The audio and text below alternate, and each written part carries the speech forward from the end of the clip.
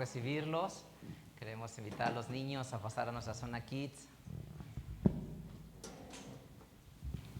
Bueno, te quiero invitar a que si trajiste una Biblia, la tomes en tus manos para que puedas leerla en esta tarde.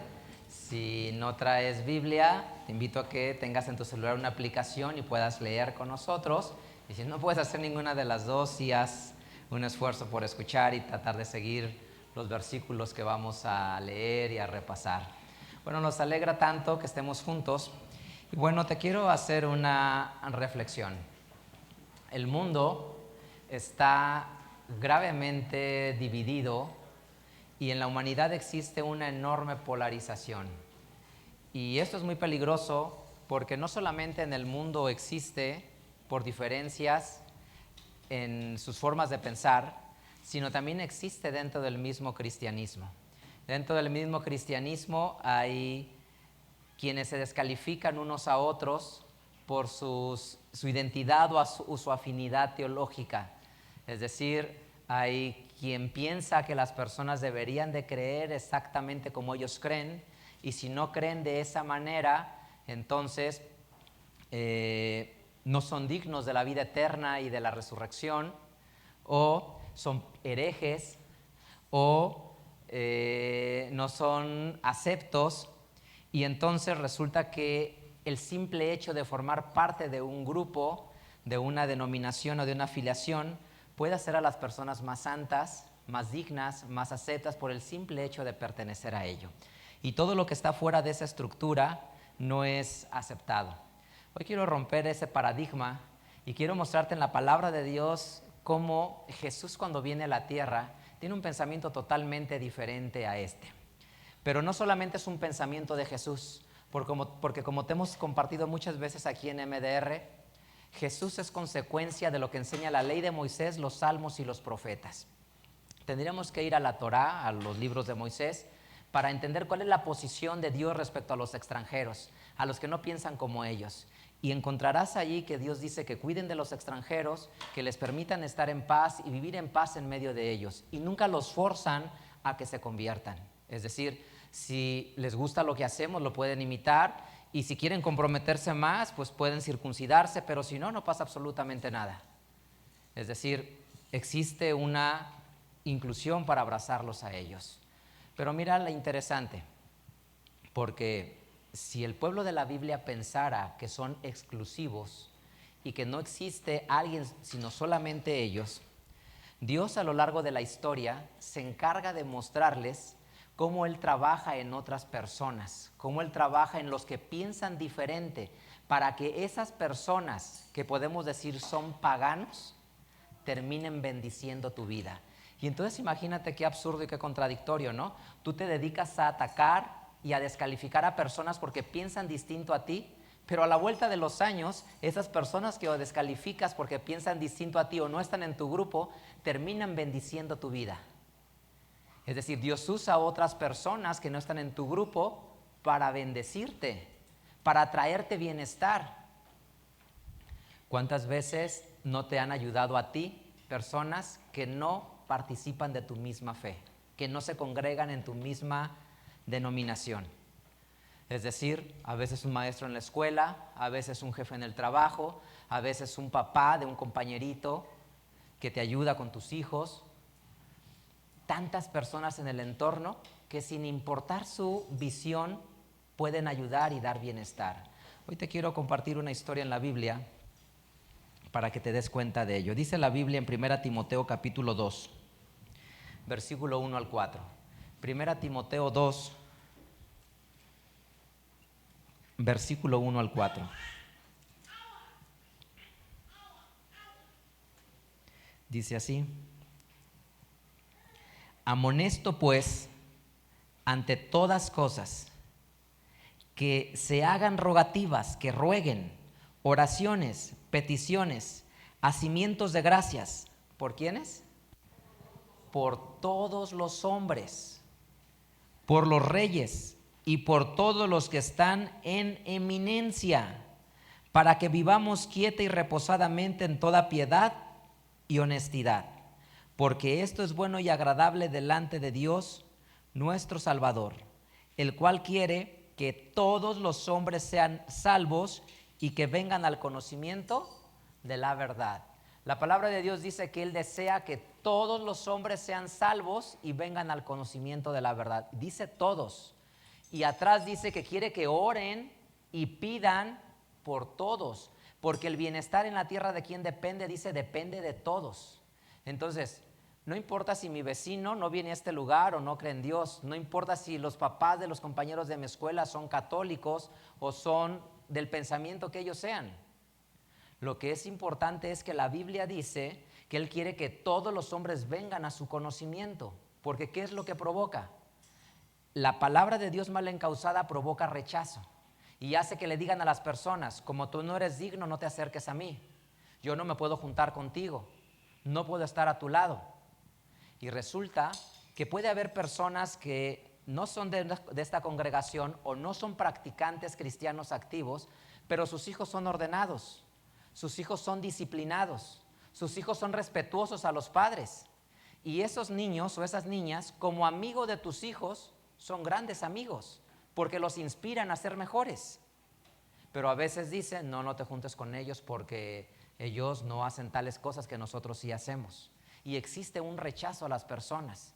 Es decir, cometemos el error de asociarnos por su afiliación religiosa, en vez de asociarnos por lo que hay en el corazón de esas personas.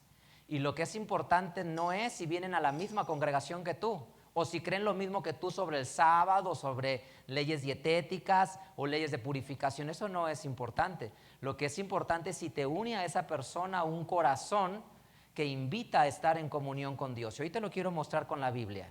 Por eso hoy se llama esta reflexión Dios de paganos. ¿Por qué? Porque ¿qué pensarías de un pagano? ¿Y un pagano quién es? El que no pertenecía en la historia bíblica al pueblo de Israel. ¿Qué pensarías de un pagano? ¿Un pagano nos puede bendecir? ¿Un pagano nos puede ayudar? ¿Podemos recibir algo bueno de un pagano? Son personas que no honran al mismo Dios, personas que tienen leyes diferentes, pero Dios enseña algo muy poderoso y prepara el corazón, que debe de haber la capacidad de estar cerca de personas, de no rechazarlos por lo que ellos piensan. Y mira esto, Isaías capítulo 44. Te voy a contar la historia de este personaje.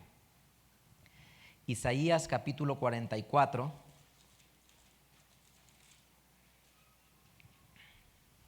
versículo 28.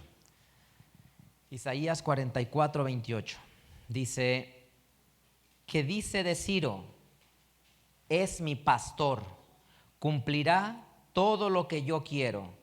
En diciendo a Jerusalén: serás edificada, y al templo serás fundado.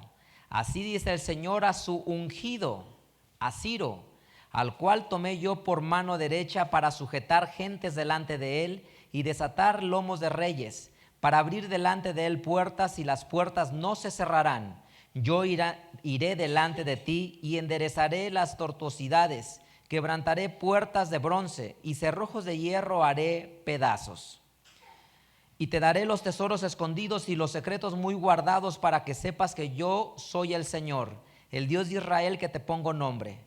Por amor de mi siervo Jacob y de Israel mi escogido, te llamé por tu nombre. Te puse sobrenombre, aunque no me conociste. ¿De quién está hablando esta porción de la Biblia? Te quiero presentar a Ciro el Grande. El segundo imperio universal más poderoso es el imperio de los persas. El imperio de los persas va a derrotar a Nabucodonosor de forma pacífica y tomará el control de Babilonia, hasta entonces la ciudad más famosa y conocida por ser una de las 7 maravillas del mundo antiguo, con los famosos jardines colgantes de Babilonia. Ciro el Grande, Ciro I, entra y conquista Babilonia. Y ahí empieza el imperio persa. El imperio persa, dirigido por Ciro. Esta escritura de Isaías tiene una complejidad o un reto interesante, porque el libro de Isaías se escribió en el año 720 antes de la era común, año 720. Ciro aparece en la historia hasta el año 536, 300 años después del escrito de Isaías. Y Dios se refiere a él como mi pastor y como mi ungido. ¿Cuál es la palabra para ungido? Mesías. Dios dice de Ciro que es su Mesías y que es su pastor. Pero ¿quién es Ciro el Grande? Un hombre persa que no practica la teología del pueblo de Israel, que es pagano porque no pertenece al pueblo de Israel. Y a un hombre que no es del pueblo de Israel, que no conoce las leyes de Israel, se refiere nuestro Dios a él como mi pastor y mi Mesías. Y dice, lo voy a usar a él para reconstruir mi templo y será de bendición para mi pueblo. Entonces imagínate, si tú tienes un rechazo hacia los que no piensan como tú, ¿qué pensarías de Ciro el Grande? Pero ¿cómo trabaja Dios? Déjame platicarte que en Persia se practica, o en ese tiempo la filosofía que existía era el zoroastrismo. El zoroastrismo era la religión que practicaban en Persia y seguramente Ciro el persa estaba familiarizado con el zoroastrismo. En esta religión o filosofía que moldeó totalmente al imperio persa y que se impregnó posteriormente los pueblos que Persa conquistó, el zoroastrismo enseñaba tres cosas fundamentales. Había un Dios en el universo que era invisible. A diferencia de las religiones de su época, todas las religiones decían Dios es el del trueno, el del sol, y lo asignaban a una forma. En el zoroastrismo no era de esa manera. Creían en la igualdad de los pueblos, que los pueblos tenían derecho de retornar a sus tierras y que los templos de sus dioses se debían de respetar, a diferencia de los griegos. ¿Cómo eran los griegos? Los griegos querían imponer su religión. Ponían estadios en las ciudades y enseñaban a los jóvenes a abrazar su literatura, su filosofía, sus prácticas y les imponían su religión a la fuerza. Los querían absorber porque venían de menor calidad y grado las religiones del mundo. El zoroastrismo de la región de donde viene Ciro el Grande no pensaba de esa manera. Pensaba que la gente debía regresar a sus pueblos de donde ellos eran, que sus templos debían de ser refundados.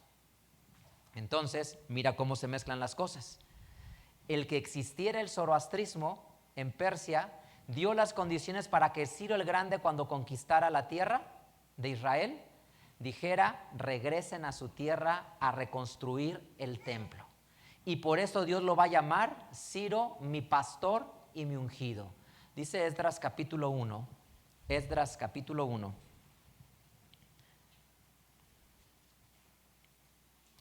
¿En qué época de la historia estamos ya aquí? ¿Recuerda lo que pasó? Nabucodonosor en el año 588 destruyó totalmente Jerusalén y destruyó totalmente el templo. La ciudad quedó devastada, incendiada, el templo destruido y se llevó todos los tesoros. No hay nada en Jerusalén. Esdras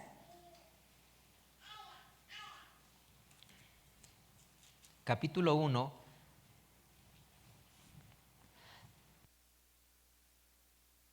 versículo 1 dice: en el primer año de Ciro, rey de Persia, para que se cumpliese la palabra del Señor por boca de Jeremías, excitó el Señor el espíritu de Ciro, rey de Persia, el cual hizo pasar pregón por todo su reino y también por escrito diciendo: así ha dicho Ciro, rey de Persia, el Señor Dios de los cielos me ha dado todos los reinos de la tierra y me ha demandado que le edifique casa en Jerusalén que está en Judá.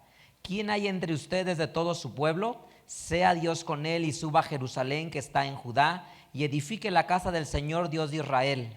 Él es Dios, la cual está en Jerusalén. Y a cualquiera que hubiere quedado de todos los lugares donde peregrinaren los hombres de su lugar, ayuden con plata, oro, hacienda, bestias, con dones voluntarios para la casa de Dios, la cual está en Jerusalén.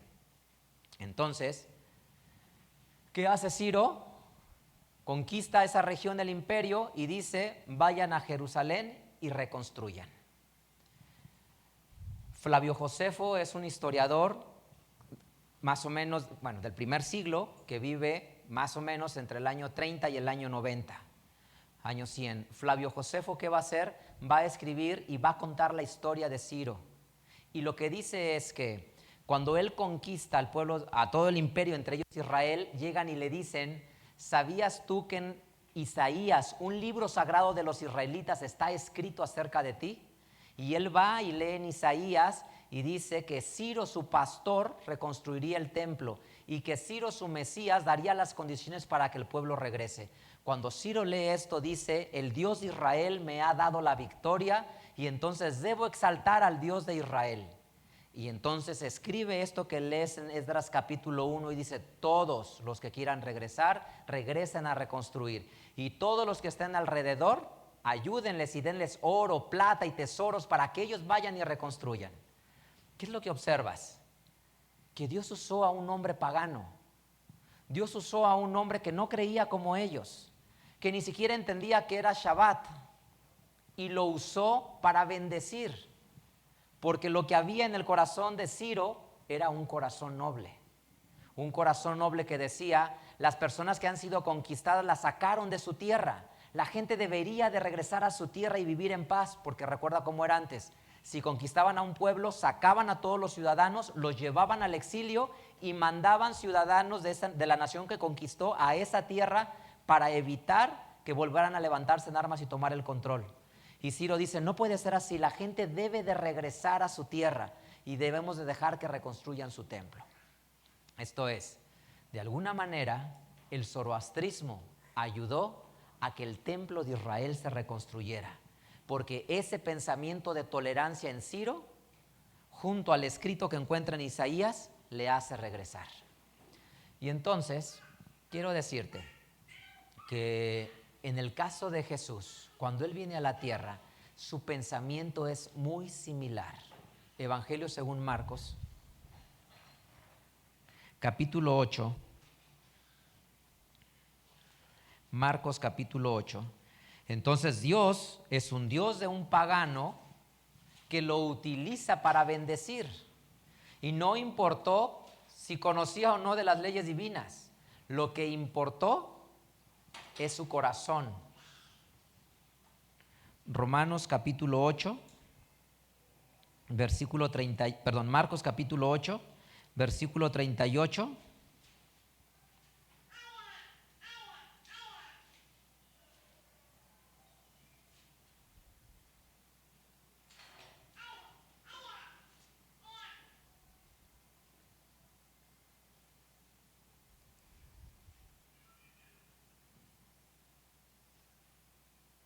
Un segundito.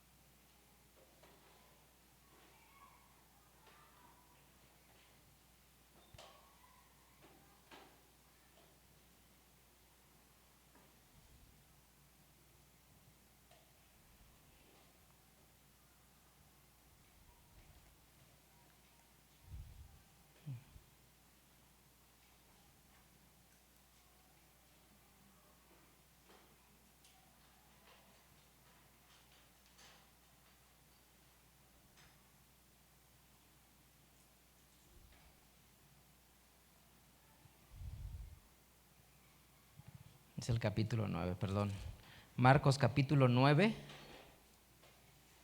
versículo número 38 al 42. Dice: y respondióle Juan diciendo: Maestro, hemos visto a uno que en tu nombre echaba fuera los demonios, el cual no nos sigue, y se lo prohibimos, porque no nos sigue, no es de nuestro grupo, se lo prohibimos. Y Jesús dijo: no se lo prohíban, porque ninguno hay que haga milagro en mi nombre que luego pueda decir mal de mí. Porque el que no es contra nosotros, por nosotros es. Y cualquiera que os diere un vaso de agua en mi nombre, porque sois de Cristo, de cierto os digo que no perderá su recompensa. Y cualquiera que escandalizare a uno de estos pequeñitos que cree en mí, mejor le fuera si le atase una piedra de molino al cuello y fuera echado en la mar. Entonces, ¿qué es lo que observas aquí? La historia cuenta que llegan los discípulos y le dicen: Jesús, encontramos a algunos, Juan le dice, encontramos a algunos que hablan en tu nombre y que echan fuera demonios en tu nombre, pero no están en nuestro grupo y se los prohibimos. Y le dice Jesús: no se los prohíban, déjenlos, porque no son contra nosotros. Si están hablando en mi nombre y en mi nombre echando fuera demonios, después no pueden decir que yo no era el Mesías. Todo el que habla a favor de Jesús deben de dejárselo y no impedírselo. Y luego les dice: cualquiera que se escandalice de uno de estos pequeñitos, es decir, cualquiera que se escandalice de alguien porque no forma parte de mi grupo, pero habla a favor de Jesús, dice, mejor le fuera tomarse una piedra y echarse a lo profundo de la mar. ¿Qué entiendes aquí? ¿Qué encuentras aquí? Que a Jesús no le importó si eran parte de su grupo o no, si andaban con él o no. Mientras que ellos anduvieran anunciando el nombre de Jesús, él lo permitió. Y piensa en la época de Jesús. ¿A quién consideraba Jesús de manera especial? Jesús consideraba a la gente rechazada y a la marginada. Por ejemplo, recuerdan esta historia. Jesús lo invita a un hombre llamado Simón, fariseo, a su casa. Y cuando entra a su casa, una mujer que tenía fama de pecadora, le empieza a lavar los pies con aceite. Y él dice: si supiera quién es esta mujer. Y entonces Jesús le dice: te contaré una historia.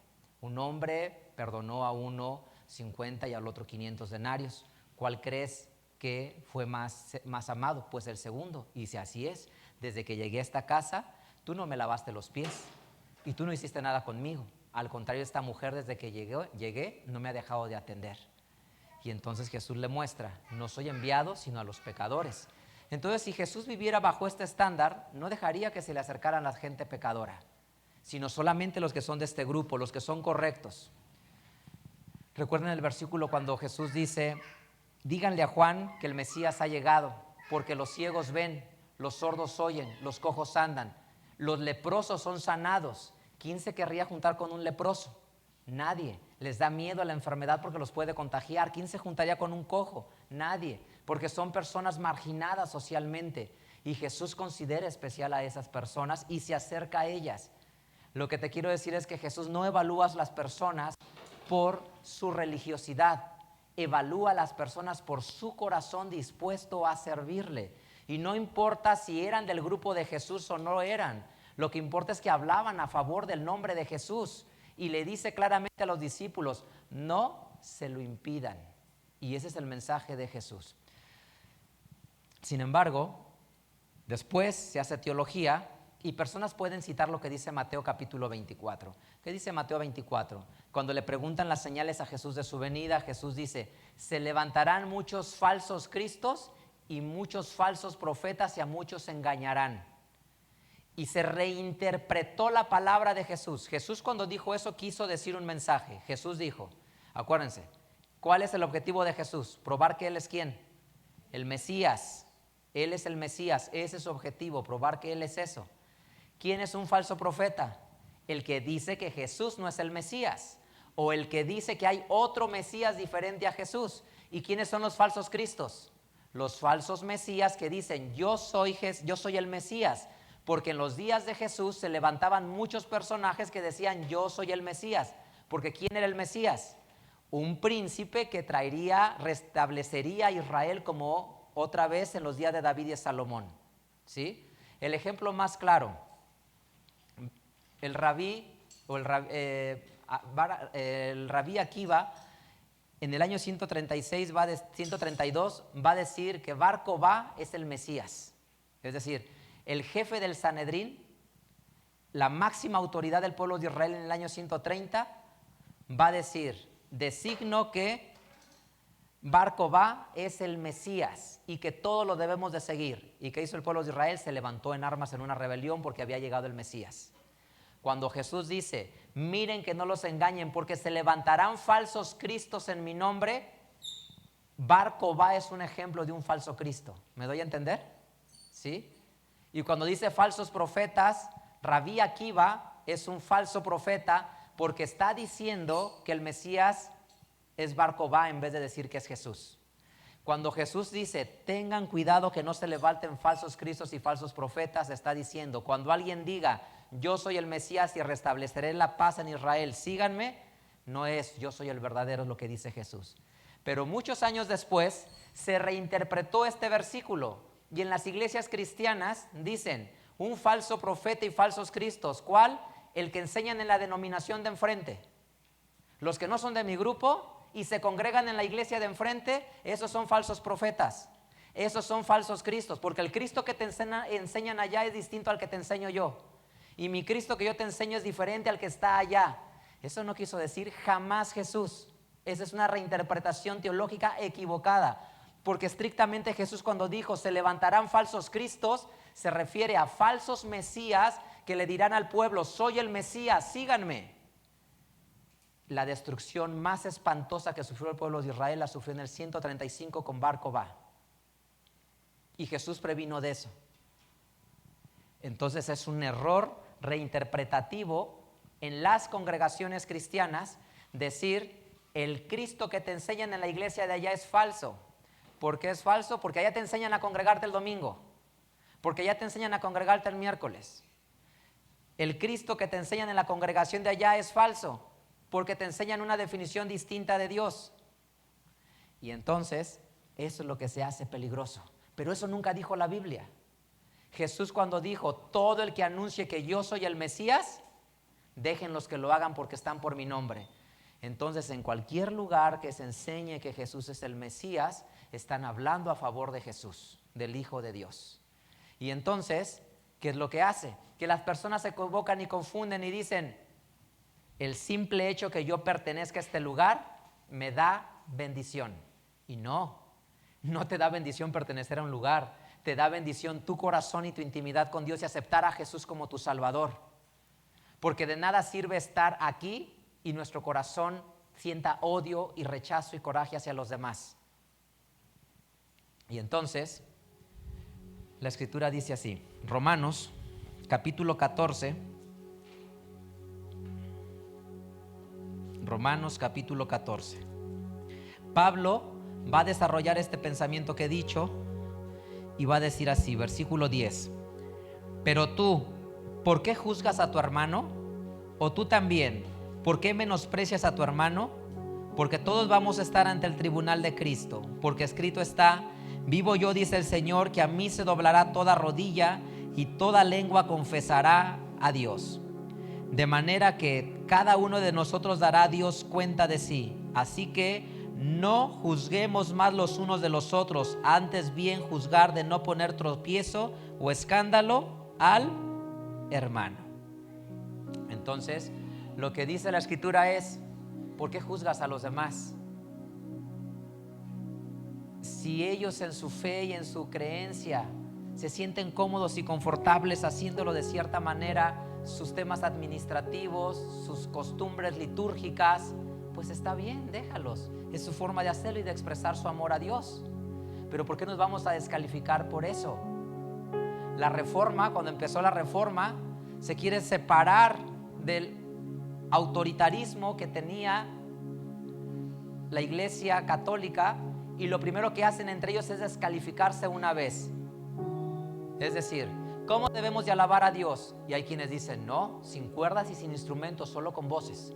Y el otro grupo dice, no, si tenemos que usar instrumentos musicales. Y uno a otro se descalifica. Si él piensa que le debe de cantar solo con voces de forma ceremoniosa, está perfecto, que así lo alaben al Señor porque su corazón así está pleno. Pero si el otro grupo dice, debemos de usar instrumentos musicales, dejarlos que usen los instrumentos musicales.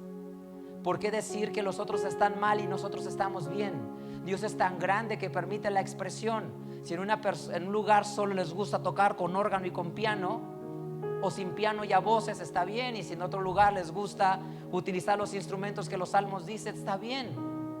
Pero ¿por qué descalificar al otro y decir, eso está equivocado? ¿Quién les dio la autoridad para decir tú estás bien y tú estás mal. Dios se los reveló y les dijo: ve y diles que están mal, porque como tú lo haces está perfecto. Dice: ¿por qué juzgas a tu hermano? Mejor preocúpense de que no le pongan tropiezo a los que enseñan el mensaje. Imagínate, somos discípulos de Jesús, y si alguien te pregunta y dices: no, es que todos esos están mal, los únicos que estamos bien somos nosotros. Dice aquí mismo en la escritura, Romanos capítulo 14, versículo 22. ¿Tienes tu fe? Tenla para contigo delante de Dios. Bienaventurado el que no se condena a sí mismo con lo que aprueba. Dice la escritura: bienaventurado el que no se condena a sí mismo con lo que aprueba. ¿Qué significa esta frase? Que las personas rechazan por lo que les enseñan en su congregación. Hay personas que son extraordinarias y que viven su fe espiritual, y en su mundo que ellos crecieron les enseñaron ciertas prácticas litúrgicas.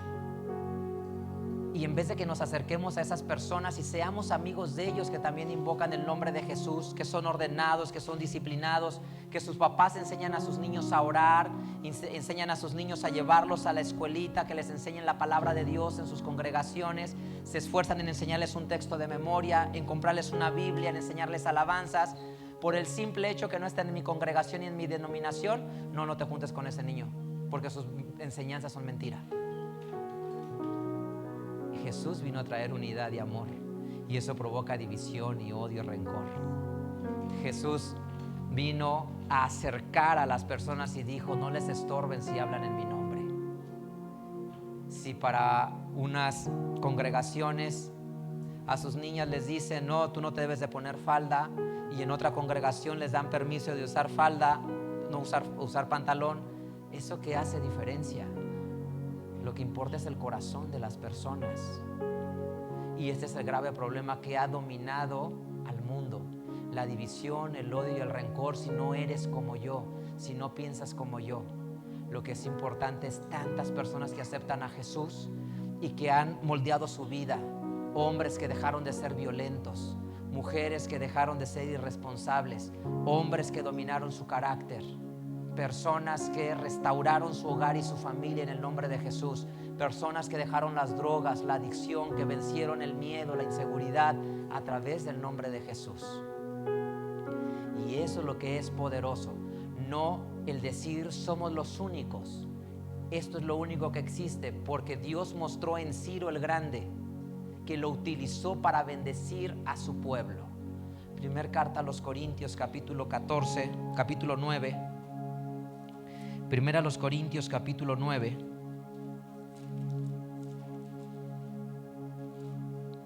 versículo 18 al 22. ¿Cuál pues es mi merced?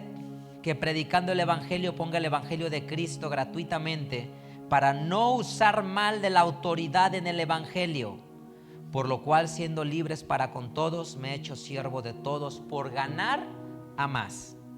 Me he hecho a los judíos como judío por ganar a los judíos, a los que están sujetos a la ley, aunque yo no sea sujeto a la ley, como sujeto a la ley, por ganar a los que están sujetos a la ley. A los que son sin ley, como si yo fuera sin ley, no estando yo sin ley, mas en la ley de Cristo, por ganar a los que están sin ley. Me he hecho flaco a los flacos por ganar a los flacos. A todos me he hecho todos, para que de todo punto salve a algunos. Y esto por causa del evangelio, por hacerme juntamente participante de él. Entonces, ¿qué es lo que busca? Una sola cosa: me he hecho todo a todos por salvarlos. A los que tienen ley, como si yo fuera sin ley. Como si yo fuera con ley. A los que son sin ley, como si yo fuera sin ley. A todos me he hecho todo, por de todos lados rescatar. Es decir, ¿qué es lo que Pablo buscó? Ver un corazón noble en las personas, donde su palabra pueda sembrarse. Y mira, déjame decirte, si tú lees el Nuevo Testamento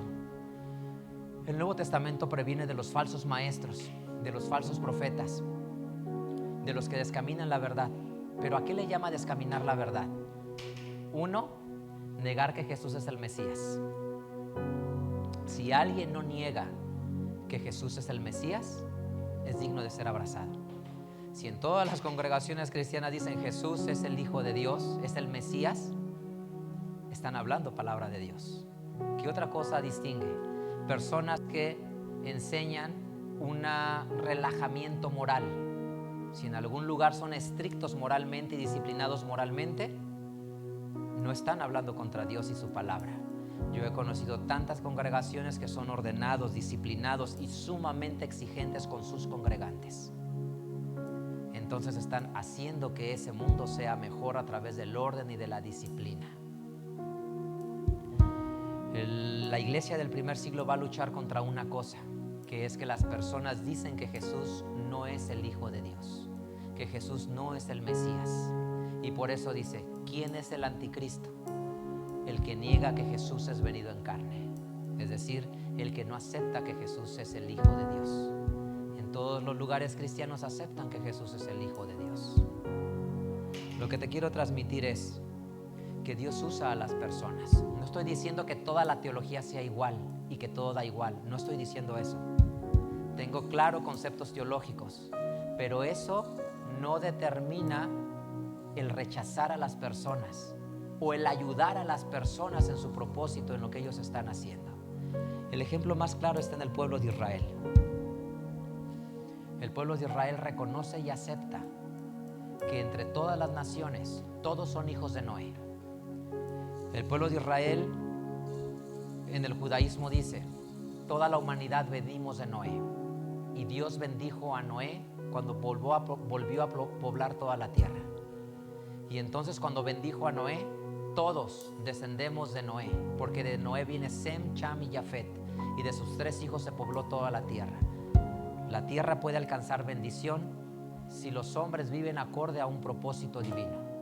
Y ese propósito divino es que no blasfemen el nombre de Dios, que no practiquen la idolatría, que sean correctos moralmente, que no sean desordenados sexualmente, que establezcan tribunales de justicia, que no coman sangre, que traten bien a los animales en la creación. Si hay principios morales, la humanidad puede encontrar un camino. ¿Qué te quiero transmitir con todo esto? Que Dios usa a toda la humanidad para bendecir. No podemos tomar una posición de decir, los que no se congregan no son dignos de estar junto a nosotros, los que no leen la Biblia, los que no practican lo que nosotros hacemos. Te contaré una historia. Esta semana se celebra el día y se conmemora el día del Holocausto, para que la humanidad no olvide que durante la Segunda Guerra Mundial de 1939 a 1945 murieron 6 millones de personas por el simple hecho de ser diferentes. Pero también la Segunda Guerra Mundial con el Holocausto trajo grandes enseñanzas. En Dinamarca, el 90% de los judíos que vivieron se salvaron, porque en esa ciudad agarraron a las personas, las escondieron y las mandaron a Suecia, que era un país neutral donde fueron salvadas. Es decir, el 90% de los judíos daneses fueron salvados. En una ciudad en Francia, un pastor protestante agarró a los niños y los escondió y los ayudó para que sobrevivieran. En Italia, otro hombre que estaba de funcionario en Hungría mintió para darle papeles a muchos judíos y salvarlos. Y quizá el caso más famoso que ha ido al cine, a Hollywood, Oskar Schindler, un miembro del partido nazi, un empresario del partido nazi, salvó más de 1,000 personas y al final dijo, he hecho más de lo que he podido hacer por salvar a todas estas personas, pero creo que es insuficiente lo que he hecho. Esas personas eran protestantes, eran católicos, no compartían el judaísmo, pero no les importó si eran de su misma religión, no les importó si eran de la misma congregación. Esas personas lo que vieron, seres humanos que iban a morir, seres humanos que podían ser salvados, niños que podían ser salvados.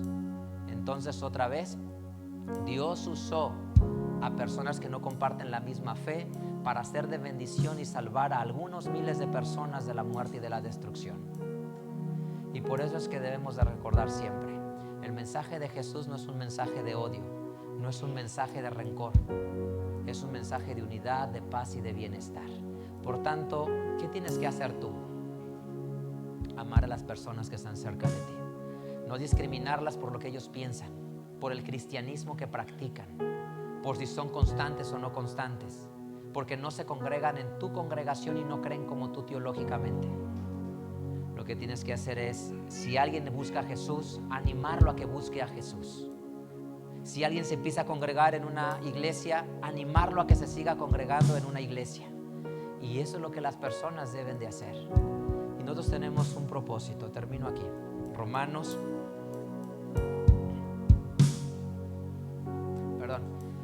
Déjame leer Isaías 19. Vamos a Isaías 19 y el otro te lo digo de memoria ya para acabar. Isaías capítulo 19. Mira lo que dice la escritura. Isaías 19. Recuerda en tierra de Canaán y hasta la fecha, ¿quiénes son los eternos rivales del pueblo de Israel? Asiria y Egipto y ese corredor. Hoy se llaman de otra manera esos países, pero es la historia de siempre. Mira lo que dice la Biblia. Isaías capítulo 19, versículo 23 en delante. En aquel tiempo habrá una calzada de Egipto a Asiria. Ve, desde Egipto hasta Asiria, todo ese corredor. Y asirios entrarán en Egipto y egipcios en Asiria, y los egipcios servirán con los asirios al Señor. En aquel tiempo Israel será tercero con Egipto y con Asiria. Será bendición en medio de la tierra, porque el Señor de los ejércitos los bendecirá diciendo: bendito el pueblo mío Egipto, y el asirio obra de mis manos, e Israel mi heredad. ¿Qué es lo que dice la escritura? Que Él bendecirá ¿a quién? A Asiria y a Egipto junto con Israel. ¿Qué es Dios? Un Dios de amor que abraza a los que tienen un corazón noble. Así es que, ¿por qué no tienes amistades? Porque muchas veces dicen, no son como nosotros, son paganos, son gentiles, tienen costumbres idólatras. Y de esos gentiles, paganos, idólatras que las religiones descalifican, es de los que más bienestar he recibido. Son los hombres que a mí personalmente más me han ayudado. Me han cuidado, me han dado un consejo, me han dado dirección, me han dado una oportunidad sin formar parte de alguna congregación. Es decir, Dios ha usado a los que no se congregan en una iglesia para ser de bendición en mi vida. Y así lo usa para con mucha gente. ¿Qué es lo que te quiero decir? Una sencilla cosa. Nuestra misión es que la humanidad conozca el amor de Jesús, y eso es lo importante, porque por estar encerrados en una burbuja no tienes amistades, y si no tienes amistades, ¿a quién le vas a hablar de la palabra de Dios? Te dije esta semana, invita a alguien y háblale de la palabra de Dios. ¿A quién le hablaste en la semana? Le debiste haber hablado a tus amistades. Y entonces para compartir se requieren amistades. ¿Y por qué no tenemos amistades? Porque en ocasiones nos han enseñado a decir, son paganos, son idólatras, tienen otras costumbres, no te juntes con ellos. Cuando el mundo está lleno de personas llenas de amor, el mundo está lleno de personas el mundo está lleno de personas que tienen amor, que tienen bondad, que son ordenados, que son disciplinados y que merece una oportunidad para llevar el evangelio. Nuestra misión es una sola. Todo aquel que invoque el nombre del Señor será salvo. ¿Cómo pues invocarán a aquel en el cual no han creído? ¿Y cómo creerán en aquel que no han oído? ¿Y cómo irán si no hay quien les predique? No puede haber odio y rencor, porque Jesús dijo, no los estorben, déjenlos que hablen. Así es que espero que esta semana tú hayas hablado del nombre de Jesús, tú hayas compartido el nombre de Jesús con alguien. Y si no lo hiciste esta semana, tienes que darte la oportunidad de compartir el nombre de Jesús, de invitar a alguien que lea la Biblia, a alguien que conozca de Él. Y entonces ve a las demás personas y a la creación como lugares donde Dios se manifiesta para bendecir. Vamos a alabar el nombre de Dios.